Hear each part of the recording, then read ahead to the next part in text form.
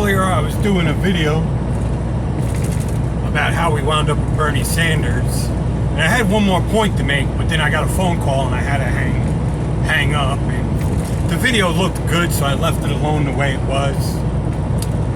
But one of the other big points, which is probably one of the biggest points, which is the point that Andrew Yang actually addressed,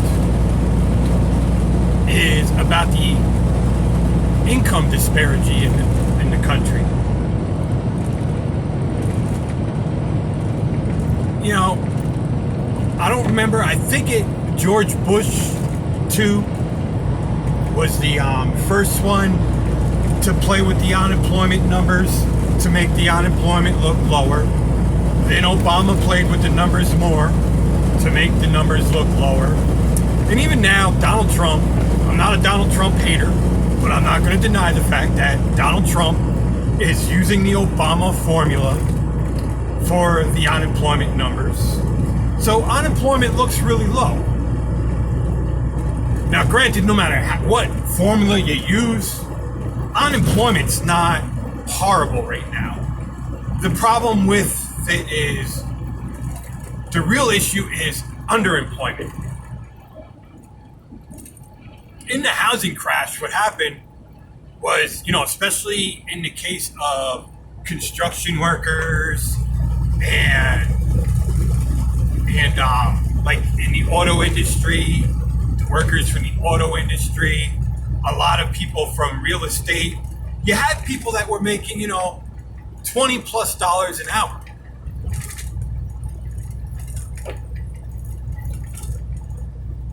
When everything started crashing, a number of things were happening.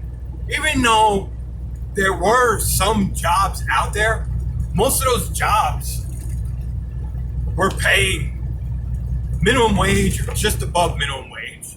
And so none of these people at all could get a job because they were overqualified. Because their last job, they were making so much money.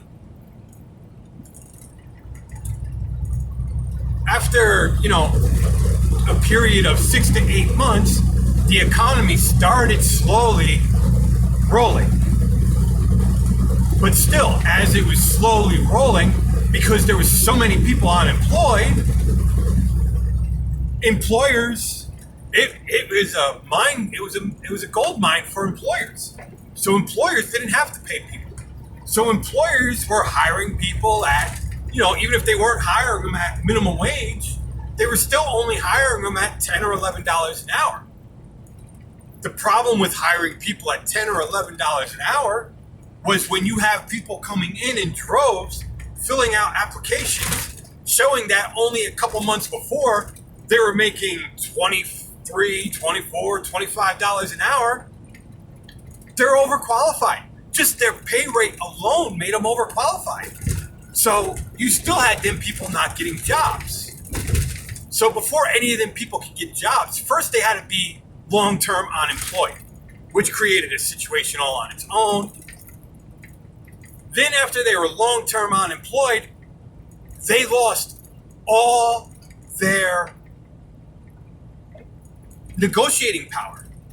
They no longer can negotiate for, they could go in, if someone's going to hire them at $10 an hour, they might be able to get $11 an hour, $11.50 an hour, but they weren't going to be able to negotiate for anywhere near as $20 an hour. Not at all, because they've been long-term unemployed. And even those people now that got hired at, $11 an hour, if they're making $14 an hour, they're lucky. So the wages have not returned. And because those wages haven't returned, you still have a lot of people that are working for minimum wage that shouldn't be working for minimum wage. And this goes back to the whole argument about conservatives. Sean Hannity's one of the good examples. Sean Hannity's not a bad person. Rush Limbaugh, the guy's not evil. The guy's an asshole, yeah. But, the guy is just bluntly honest. But The one thing that Sean Hannity and Rush Limbaugh, and I would say even Neil Boortz, what they all have in common is just like the Washington elite, they have a complete disconnect from what's going on in the real world.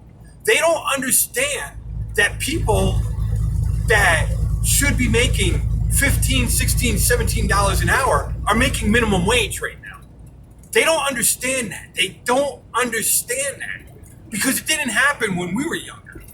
You came into a job, you worked minimum wage, and within a year, you were making, $2, $3 above minimum wage. And they think this still happens, and it doesn't. This does not happen anymore. You work for years to make $2 or $3 more than what you were hired at. And because of that disconnect, you have conservative talk show hosts and conservative journalists bashing people that are making minimum wage or just above minimum wage because of that disconnect. They do not understand what is happening in the real world. And then on the right, everybody else is taking just as much of advantage of it because they're making sure to hold everybody's wages down with regulation, overregulation, strangling regulation, and they're taking common sense regulation and they're destroying it. They get bills that are complete common sense regulation that every American will get behind, no matter what your political nuance is. You will get behind the regulation. And the progressives have to make sure that they destroy it with complete nonsense so that it becomes strangling regulation instead of common sense regulation. So when you take these two elements and you combine them, that again gives the radical progressives and communists alike, like Bernie Sanders, all the power that they need to keep advancing this. I want to say it's a false narrative, but it's really not a false narrative. The problem is they're not telling you the truth behind the narrative because they're the reason behind the narrative to begin with. They are the ones that created the situation, that created the narrative to begin with. So it's not a false narrative, but it's a false truth narrative. And like I said, Republicans just do not know how to talk to the average American person. I mean, you can get a small town mayor who's a Republican and he knows how to talk to the average American. But when it comes to the Washington elite Republicans, they are totally disconnected. They're even more disconnected than Sean Hannity and Neil Boortz and Rush Limbaugh. I mean, even though, the three of them are still disconnected and a lot of talk show conservative talking voices out there are in the same boat as those three, they're still not as disconnected as the Washington elite. But the progressive machine has an agenda. And they're really good at spin. Like I said, like I pointed out in the beginning, the first half of this video, I've been a registered Democrat my whole life. So I've watched progressives my whole life. And they're really good at spin.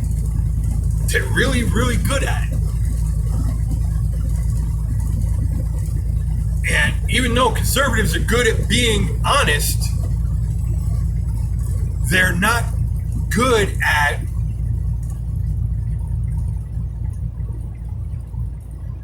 what's the word I'm looking for here? they're not good at explaining themselves. They're not good at articulating themselves. That's the word I'm looking at. They're not good at articulating what they're trying to explain to people.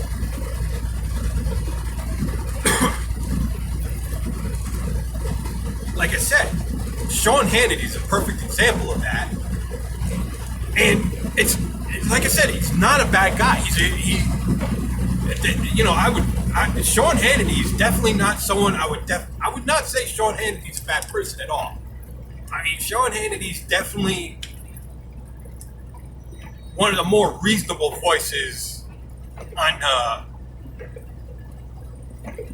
conservative side of talk radio, for sure.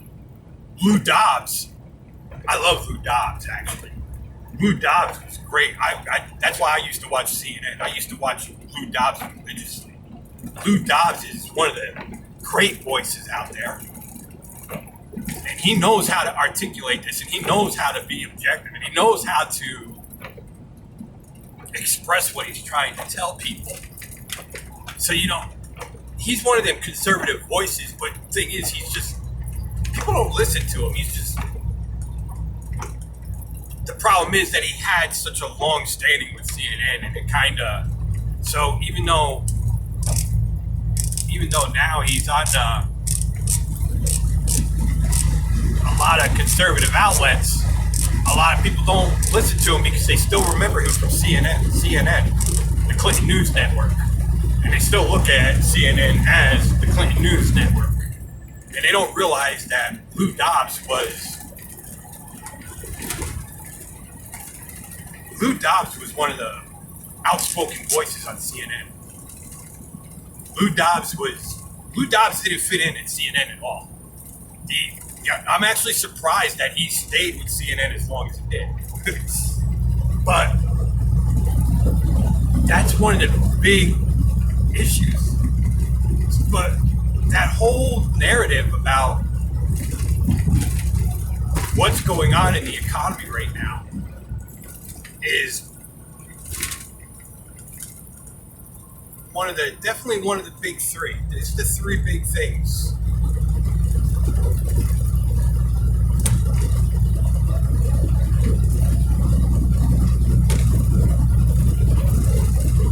But yeah, I just wanted to. I'm driving right now, so that's why I look distracted. But yeah, I just wanted to finish that video up. Just like I said, I got interrupted by a phone call, and I wanted to get into this last point about Bernie Sanders, because probably of all the talking points that I made, it's probably the most important of them all. But it goes back to Jeb Bush. Jeb Bush, man. Yeah, it definitely goes back. That was the point that I was starting to make when I brought up Jeb Bush, but then I got leading around to come back to that, but I never made it back.